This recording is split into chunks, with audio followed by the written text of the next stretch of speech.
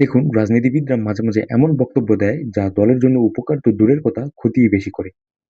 সম্প্রতি বিএনপি নেত্রী নীলুফার চৌধুরীর টকশোতে দেওয়া একটি বক্তব্য নেট দুনিয়ায় বেশ বিতর্কের জন্ম দিয়েছে। তিনি বলেছেন, চাঁদাবাজি নাকি জাকাত এবং ফিতরাত থেকে উত্তম। এখন প্রশ্ন হলো, একজন নেত্রীর এমন বক্তব্য কি পুরো বিএনপির ভাবমূর্তিকে সংকটে ফেলছে? আসুন আলোচনা করি। বললাম তো চাঁদাবাজি তো বেটার আপনার জাকাতের চেয়ে, ফেতরার চেয়ে, নীলার চেয়ে বেটার।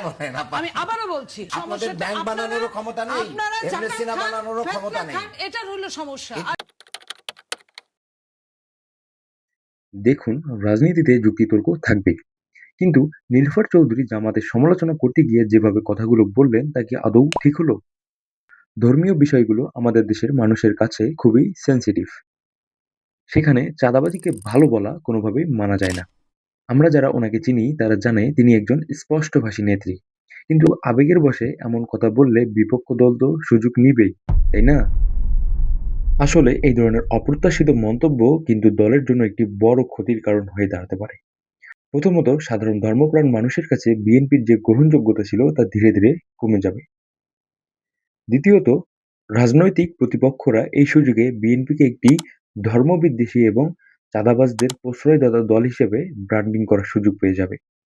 তাই আমি বড় বড় নেতাদের অনুরোধ করব, দলীয় পর্যায় থেকে কোনো বক্তব্য দেওয়ার আগে অবশ্যই আপনারা ভেবেচিন্তে বক্তব্য দিবেন। তবে এখানে একটি কথা না বললেই নয়, একজনের একটা ভুল বক্তব্যের জন্য কি পুরো বিএনপিকে এর দোষ দেওয়া যায়? আমার তো মনে হয় না।